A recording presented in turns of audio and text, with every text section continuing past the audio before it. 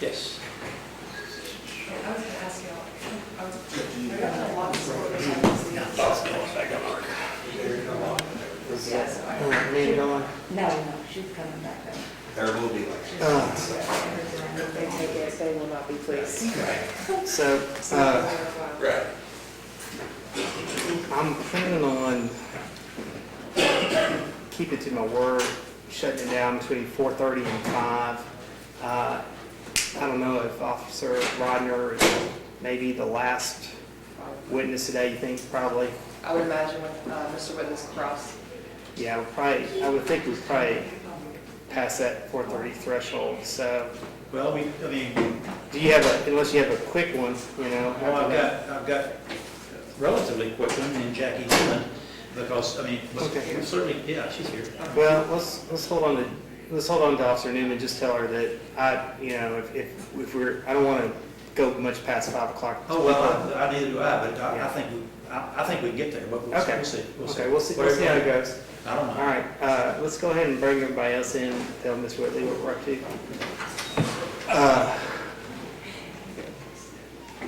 We're just talking about probably where we are as far as concluding for the day.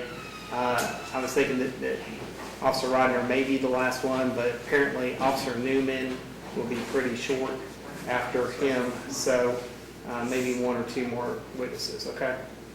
Is that what we're I thinking? think that this cross-examination officer is going to be, I just finish with him under arrest and start back up tomorrow, but Yeah, well, and, I'm gonna allow you to, you wanna get your cross in today, of course, right? it doesn't bother me. I just think that I want to have, I want to have people, I think this is the only officer who has a written statement, so I think that his testimony is important. I think that- Sure.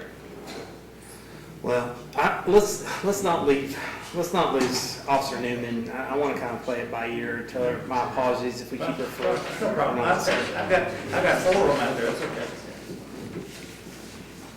All right, so let's go ahead and, are you all ready? Call the jurors back in.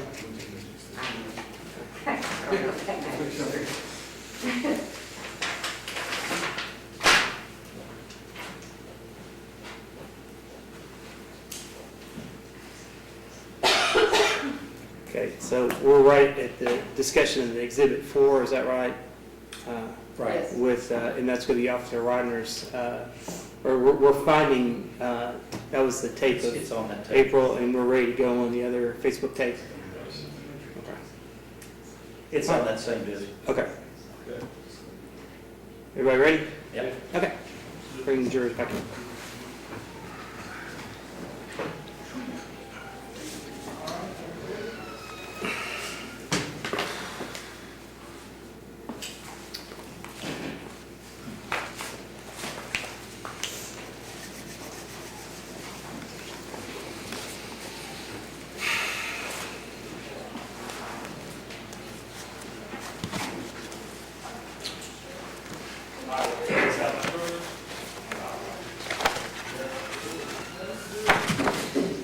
All right, sure.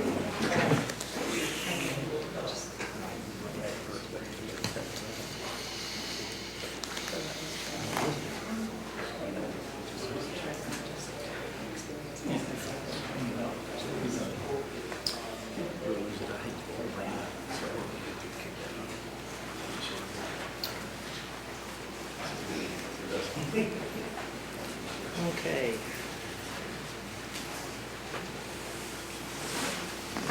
Looks like we have all of our jurors present in Caldor. Waive the call of the jury. Yes. Okay.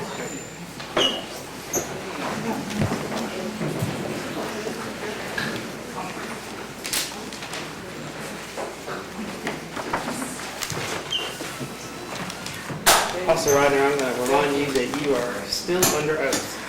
Mr. Roberts? Yes, sir. We were talking about the conversation that Sarah had that you picked up on the app. Was it a conversation or statement on June 13th? That's what it appears to be, yes. And have you reviewed the video of that? I have. All right. I asked that that be played. That's exhibit number 4, the other tape on it. Same objection. Same objection. I'm going to go ahead and, based upon conversation, and we'll the objection. So we'll make our way to Seaside, and then we'll make our way to LID. Supposedly,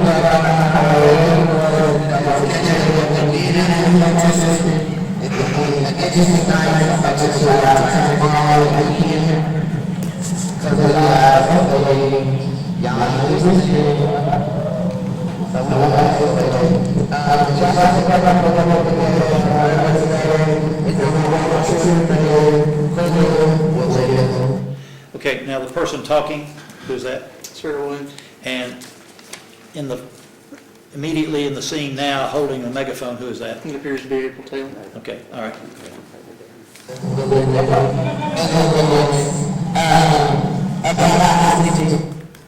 Okay, that's all, Your Honor. Okay. Any further questions, officer? Yes, sir. Officer Reiner, you placed a charge of possession of marijuana against Sarah Williams, I did. correct? Yes, sir. Tell us about that. When we seized her property, I was informed by Officer Ichiro Vance that there was marijuana in her purse, I believe is what it was, as well as what appeared to be a crack pipe at the time. Okay, did you see the substance that you said is marijuana? Yes, I did see the marijuana. Have you been trained, and do you have experience in seeing what marijuana is? Yes, sir, I do. Okay, and can you identify it as marijuana? Yes, sir. All right.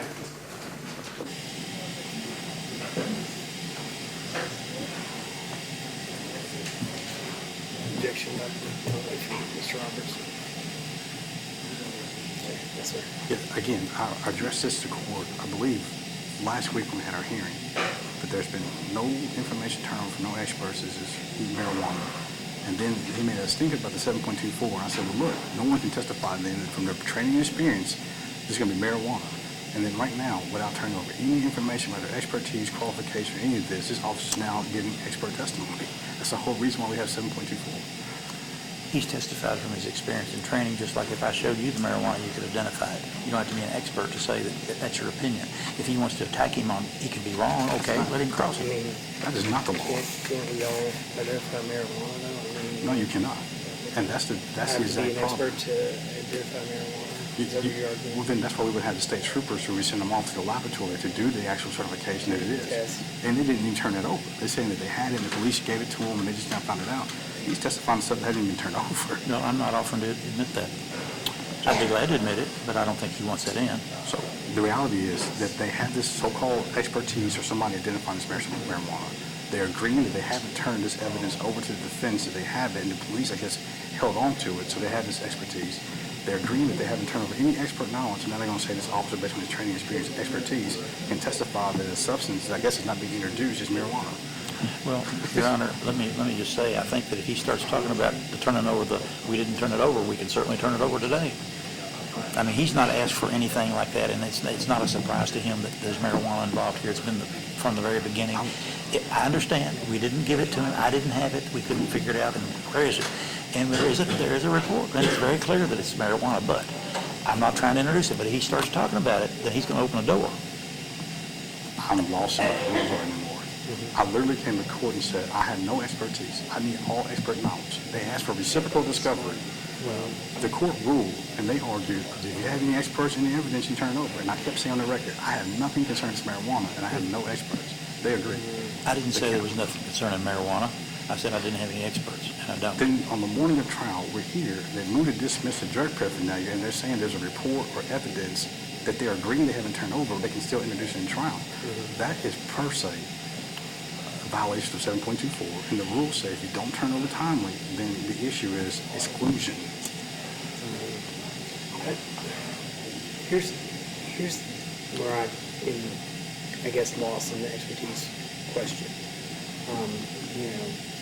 I just, based upon regular police training and expertise, or just the regular police training and being on the force, do you think that you're saying that that's not a substantial basis for testimony as to, what you see as marijuana in the field? I mean, the officer can't testify that I'm experienced and I've been trained on, identifying marijuana, and this is a substance I know to be marijuana. And that testimony is somehow, barred through Daubert, because you have to have some sort of, expertise in identifying marijuana. Well, no, I think 7.24 says if anyone, especially Commonwealth, intends to use an expert, then you must disclose that person's qualifications and their expertise.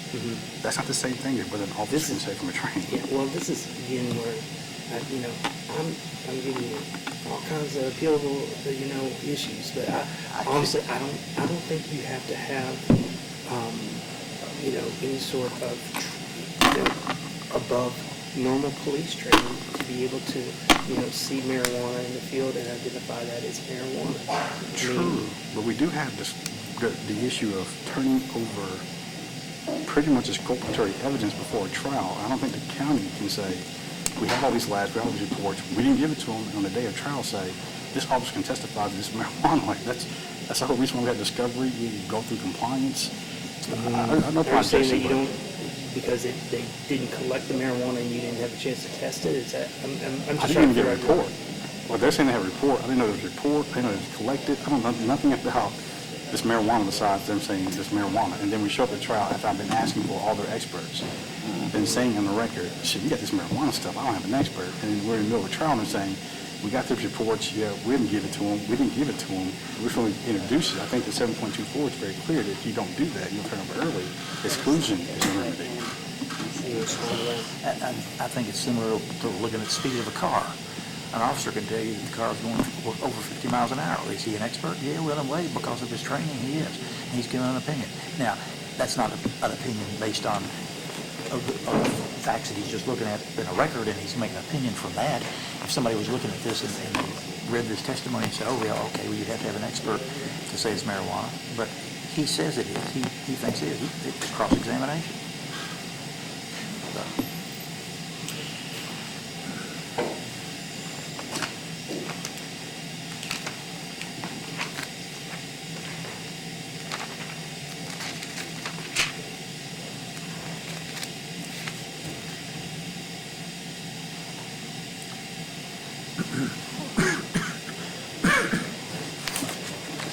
Subsection 11. Sorry.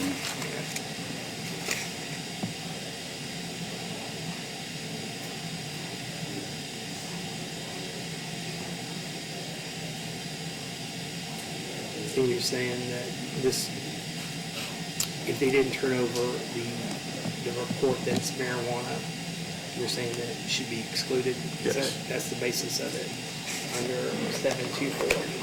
I know that's what he's saying, but that's wrong. That's wrong. A person, an individual who knows what it is doesn't have to be declared an expert to say it is. Now, he's subject to cross-examination.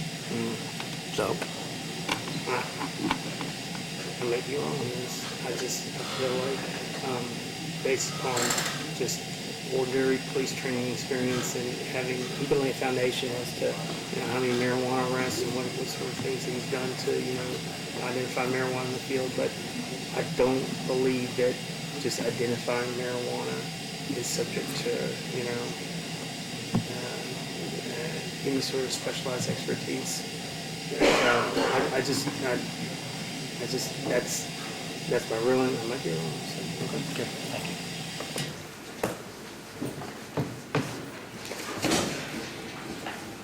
Officer Rodner, tell us please about your experience as a police officer.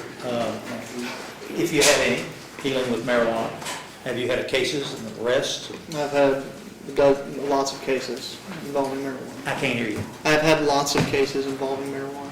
Have you had training in narcotics and marijuana? I did receive training, took several training courses on narcotics throughout my career, as well as our basic academy training course for narcotics.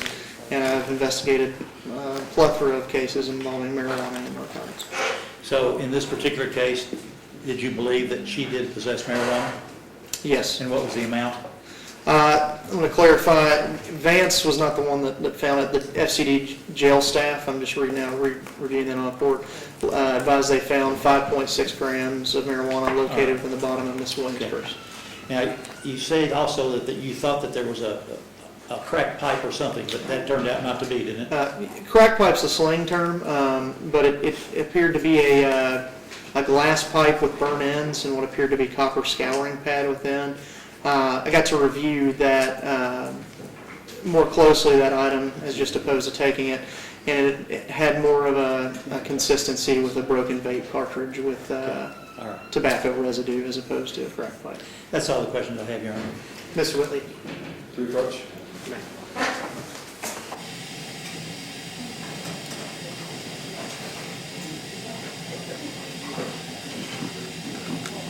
You want to take them, send them home? Yes. I think I would be pretty much okay with that. So Mr. Whitley is proposing to send them home at this point in time. It's 4:15. You think you're going to go beyond 5 with the? Yes. Okay. All right. He's prepared to, send this into, past 5 o'clock. So I want to go ahead and just generally speaking, with the amount of progress we made today, how do you think that you are set to conclude on, the case Tuesday? No, I don't think so. Okay, Not- go into Wednesday morning? you Yes, think? probably. Okay, Wednesday morning? I hope, I'll try my best. Well, I understand. Pretty close by Wednesday. Okay, all right, so, okay. All right. Okay. Oh, yeah, I did that actually before you all weren't present and took a break, so I'm on it. Do stuff when we're not around, Judge. So maybe some happy news, folks.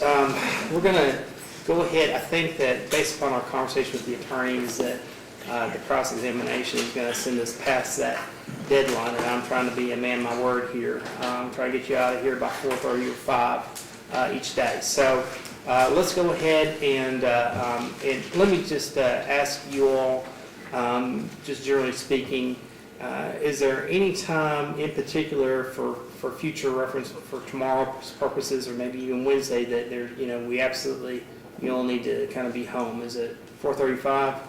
Everybody's, pretty much can stay as long as they need to. Okay, that's helpful to know, but at least I want to make myself, honest on the first day at least. So we're going to go ahead and take a break for the day, and we'll resume tomorrow.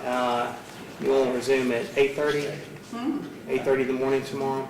So can you all, would 8:30, can you get here as early as 8:30, everybody?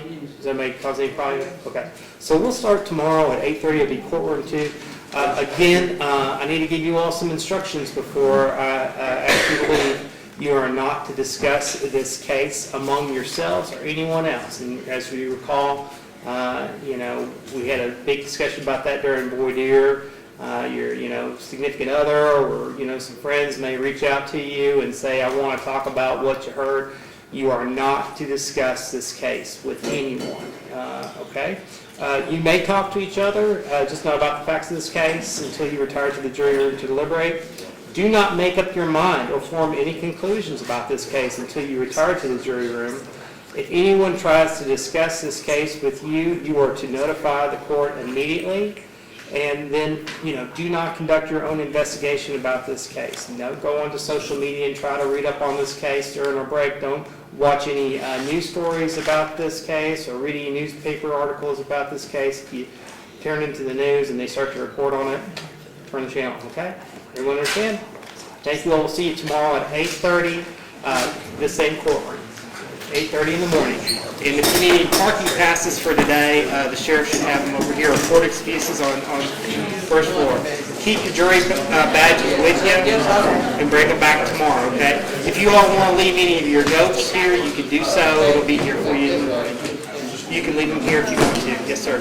I got my book. Ran into Thursday. Okay, I haven't done this.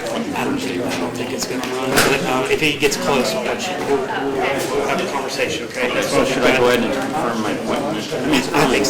think so. So we have 2 alternates, too. So, okay. Thank you, sir. Everybody ready? Yes. Yeah, I got all those. We'll get it right here. Really good. Yep.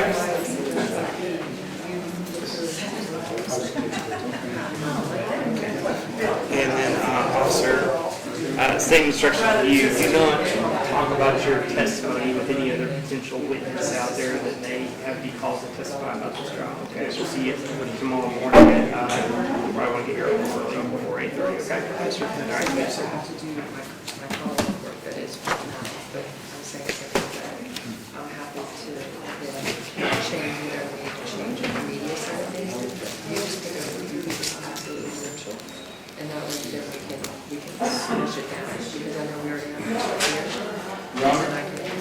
come up? Get rid of, we need to get rid of. Jury out the room. Yeah, not everybody. I have a motion on behalf of my client to squash this subpoena, and I want to make an oral presentation. Yeah, we're gonna go on there. Jury, Larry? Yeah. We had a chance to look up some case law. We emailed Davis Attorney at Law representing April Taylor, who's been served a subpoena, surprise subpoena by a Commonwealth attorney. And there are two cases I'm going to bring to the court attention. You can look at it and rule on it tomorrow. Clayton versus Commonwealth, 786, South. I know I talk pretty fast for being over Alabama board. You're trying to make me screw up here. Clayton versus Commonwealth, Yeah, 786, 786. Southwest 2nd, 866, Kentucky Supreme Court, 1990. Okay. Witness going to invoke the Fifth Amendment cannot even be called to the witness stand if the attorney who's going to call that witness has been apprised in advance that the witness is going to take the Fifth Amendment. Okay. Second one is the Sixth Circuit case, United States versus Ballard, Okay. 280 Fed APX, 280 APX. yes, 468, Sixth Circuit, 2008, same thing. Okay. Okay. Dealing with- U.S. versus Ballard and Clayton versus Commonwealth. Yeah, one is the Sixth Circuit, but they both deal with the Fifth Amendment of the United States Constitution. And On behalf of Ms. Williams, like that's a per se Fifth Amendment invoking a right. So that's why prior to this, the county attorney had an obligation and responsibility to send someone out and serve. They made a motion to sequester all the witnesses, and then she's in here listening to the testimony. And then She didn't listen to the testimony. They served her right before the testimony began, but She heard the opening statement. So She heard- her sequester, she requested, so it's not a rule that says you can listen to opening statements and that's the rest of it. In addition, though, this is per se Fifth Amendment rights, and it's not just I serve someone and then they get to testify. Once they invoke their right, when I made those objections about the hearsay and using Ms. April Taylor, once she invokes those rights, it's not an issue of can county make her testify. That's right, absolute, the constitutional amendment. And the case law is very clear. I've talked to Mr. Davis about it, but you can't. No, Mr. Roberts ethically cannot call her as a witness at this point because he's been told she's going to invoke a right. At the best, the case law suggests that there has to be a hearing on what that privilege is. Now, Mr. Roberts cannot speak for any other federal agencies. He cannot speak for the common attorney's office. He can't speak for the future county attorney's office to suggest that Ms. Taylor could never be charged with any offenses. So I think that the fact that she's already pled guilty, she's on probation. So I believe that if this court rules that Fifth Amendment right is invoked, a lot of this evidence is coming in on the basis she was going to testify. I think there's going to be a lot of issues, but I think that case law is okay. So I believe when I just to retract where we were, when Ms. Taylor was subpoenaed at the time, that was at the beginning of the proof that was being expedited, and then you were made aware that she'd just been subpoenaed moments before. she was served right in front of everybody. Right, and I don't know that you communicated to me at that exact time that she was going to invoke her Fifth Amendment rights if called to testify, but what you're telling me right now is, should the Commonwealth call her, that she intends to answer every question by invoking her Fifth Amendment rights? Yeah, but she said herself that if you call me, I'm going to invoke the Fifth. She said it herself on the record. Yeah. Okay. She said it before she stormed out. Okay, and she may have said that, I just don't recall. Yeah, she said it. You can watch the tape. She said that Larry would. Okay. She said, I'm going to plead the Fifth and some other Okay. stuff. Now But that so you said that, but now I'm making a motion You're making to a motion to squash. squash, and so what I'm going to do is I'm going to look at the authority. I tell you what would probably be best, since I told the jury to be back here at 8:30. Can we convene at 8? Yeah, For me to make a ruling on that? I'll You be want here. to respond to that? Well, I mean, I think, normally you could have a hearing on it to find out if she has a Fifth Amendment approval. I mean, because she says she does, doesn't mean she doesn't. Right here at 8. She doesn't know anything about the law. Well, she's on subpoena. I just had to tell her to be here. Just be here at 8. Yeah. Okay, so let me look at this authority. I'm going to go ahead and take the oral motion or advisement will be heard on it tomorrow at 8, okay? Okay. Okay. All right. Thank you, Your Honor. Thank you all. I'll be here at See you guys tomorrow at 8. I haven't heard of anything I haven't done myself. It's an entire day. It's an entire day. That's what's so infuriating.